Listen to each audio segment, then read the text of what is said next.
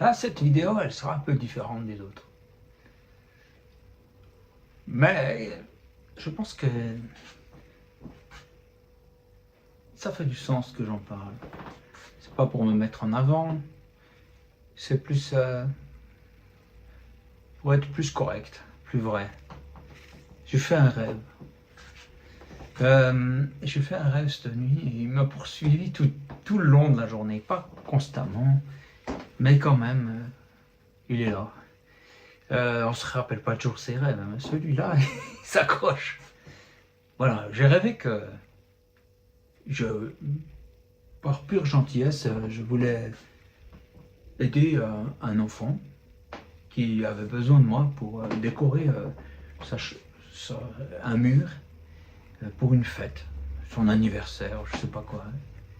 Et je me donnais toute la peine que je pouvais. Franchement, je faisais de mon mieux, je fais tout ce que je peux. J'avais même mis des décors, tout ça. J'avais même mis un t-shirt que j'avais donné à mon fils. Là, j'ai mis mes tripes, quoi, mon corps. Je regardais le mur et je me disais, oh purée, c'est pas terrible. Mais c'est tout ce que je peux faire. Je ne peux pas faire mieux. Et la petite fille que j'aide, je fais ça pour elle, tu vois. Et ben, elle est capricieuse et puis elle trouve ça nul. Elle me dit carrément que c'est de la merde. Ouais. Je me dis, je dois faire mieux, mais je ne peux pas. Je suis à mon maximum. Voilà, c'est mon rêve, hein, c'est pas très cool. Hein. Et je me dis, ok, si je rêvais ça, c'est que quelque part, c'est que c'est une réalité dans mes pensées. Et c'est un sentiment que j'ai. J'ai ce sentiment, moi, de faire mon mieux, mais que c'est pas assez bien. Voilà. Et que je dessine, je joue de la guitare, je fais pas mal de choses, mais je sais que c'est pas le top, quoi. Je sais, ouais. Certaines fois, il y a des trucs qui me plaisent bien, mais je sais qu'on peut aller plus loin, quoi. Je sais qu'il y a des meilleurs que moi. Et je me suis dit, c'est qui la fille, là? Je me suis dit, c'est peut-être le public. Le public qui ne sait pas apprécier tous ces efforts. Pourquoi je pense ça, c'est... Je vois les ventes et je me dis, mais purée, elles sont pas assez bonnes. Mais pourquoi? C'est pourtant bien ce que j'ai fait. Ou peut-être pas, justement. Voilà, c'est des questionnements que se pose un artiste, quoi. Et je me suis même dit, mais est-ce que ça vaut la peine de continuer? Et puis après, il se trouve qu'il y a Anaïs qui était là. Elle vient de partir. Voilà, des gens qui pop comme ça, qui viennent, qui repartent. C'est beau, c'est ce qui se passe à l'atelier. Elle m'a dit, non, Alain, tu es dans une saison. C'est comme ça maintenant, mais un jour, il y a une saison où ce que tu fais portera beaucoup plus de fruits. Je me dis, ok, d'accord. Et puis, ok, alors en toute humilité, je continue. Là, je suis en train d'écrire, enfin, si ça intéresse quelqu'un, mais voilà, j'écris Rendez-vous dans la forêt 5. Pas que j'avais vraiment envie de faire ce livre, c'est le Seigneur qui m'a demandé, alors j'obéis, voilà. Mais j'ai quand même beaucoup de plaisir à le faire, non, je vous avoue. C'est trop cool, je kiffe. Surtout, je me mets au soleil et puis je suis là en train d'écrire. Ça me fait plaisir, ça me fait plaisir. J'ai repensé à ce rêve et je me suis dit, non, les rêves, ça fonctionne pas comme ça. En général, quand tu vois quelqu'un dans tes rêves, c'est pas forcément quelqu'un d'autre extérieur à toi. C'est peut-être des personnalités en toi. C'est-à-dire quelque chose de toi qui émerge en personnage. Et là, j'ai un personnage qui se trouve jamais à la hauteur. Ça vient peut-être de l'enfance. Oui. Comme gamin, je faisais ce que je pouvais, mais c'était pas assez bon. Voilà. Mais, et puis voilà. Et puis après, j'en parle dans Origine 2 si ça vous intéresse.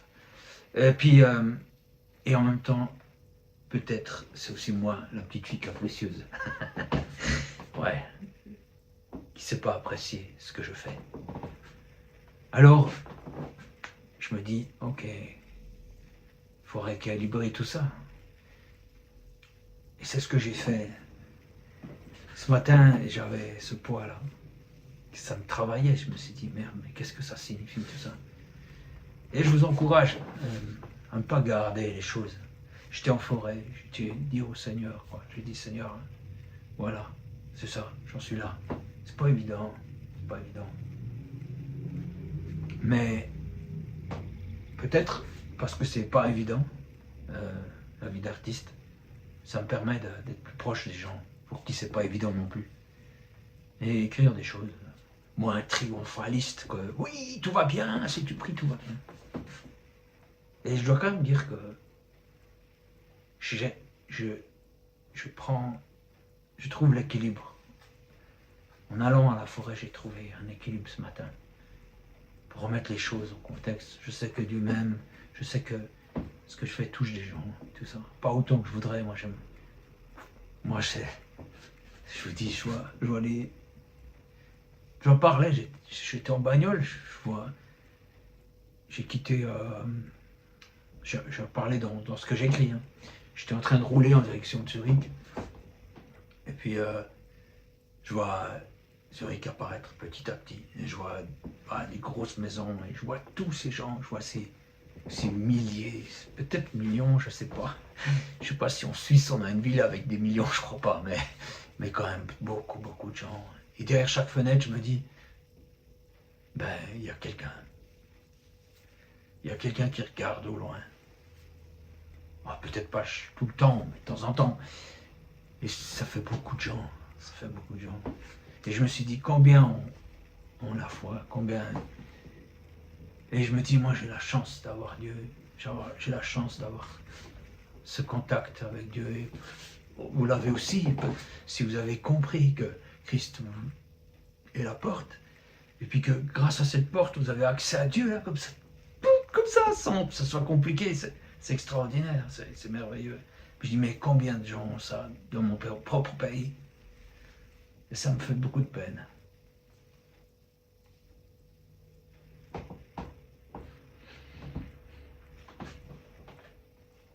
Ça me fait beaucoup de peine. J'aimerais tellement que tout le monde puisse croire. Tout le monde ait la chance de savoir que Dieu l'aime. Mais qui suis-je? Moi, je ne peux pas porter le monde. C'est peut-être ça mon problème. Alors j'en parle à Dieu, parce que lui, il le porte. Mais en même temps, je vois d'autres croyants qui ont la chance d'avoir ce contact avec Dieu, puis j'ai l'impression qu'ils s'en foutent. Ils font des vacances, ils vivent bien. C'est bien de faire des vacances, mais ils ne s'inquiètent pas pour les autres. Pour ceux qui ne croient pas, ils ne s'inquiètent pas. Ils s'inquiètent pour des trucs. J'ai pas ma dernière console de jeu, je sais pas, pour des trucs. Je me dis, mais purée, est-ce que je suis le seul à avoir ça? Est-ce que je suis fou? Ok. Je suis peut-être un fou, mais un fou qui trouve sa paix en Jésus. Voilà les amis, je sais pas, c'est pas le genre de vidéo que vous avez l'habitude de voir de ma part où je vous donne un encouragement et je vous dis ce qu'il faut faire pour croire. Si, c'est un peu ce que j'ai fait, mais sauf que c'est la vérité, c'est aussi la vérité les autres fois, mais je voulais aussi vous montrer que tout n'est pas rose. Je vous donne des conseils, des clés que j'ai trouvées, ça m'aide vraiment et je me dis ça va aider des gens. Mais tout n'est pas forcément facile.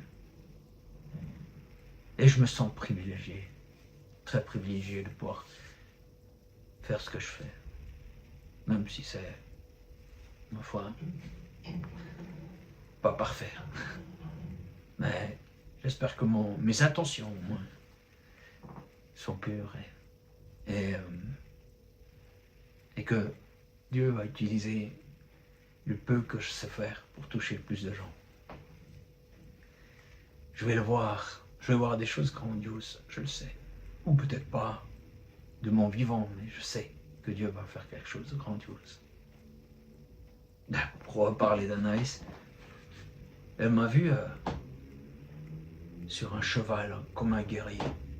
Je me suis dit, oh, c'est plutôt flatteur. Puis elle m'a dit, oui, mais tu étais terriblement seul. Je dis, ah, c'est moins cool. Puis le Seigneur lui a dit, mais non, regarde mieux. Et elle a regardé mieux, puis elle a vu qu'il y avait une immense armée derrière moi. Ça vous rappelle quelque chose, ça? Ouais, ça vous rappelle, si vous ne la connaissez pas, alors découvrez-la, cette histoire est extraordinaire, avec le prophète Élisée. Il est là, il y a une armée qui vient pour le buter. Une armée qui se pointe, et puis c'est pas des tendres, hein, c'est des... À cette époque-là, ils n'ont pas les légendes. Hein. Un oui pour un non. Ouais, c'est pas drôle, mais... Puis lui, il est tranquille. Alors que Géasi, son serviteur, il flippe. Puis Élisée dit, mais Seigneur, ouvre-lui les yeux, là. Il est fatigant. Et le Seigneur ouvre les yeux de Géasi et il voit une énorme armée autour de lui. Waouh, c'est l'armée de l'Éternel. Et il a cette phrase-là que je vous laisse. Ceux qui sont avec nous sont plus nombreux que ceux qui sont contre nous. Waouh, c'est vrai. Dans le monde invisible, les forces du bien sont beaucoup plus nombreuses. Même si, quand on regarde le monde à travers la lunette des nouvelles, on dirait que c'est pas le cas, mais c'est vrai, quand on voit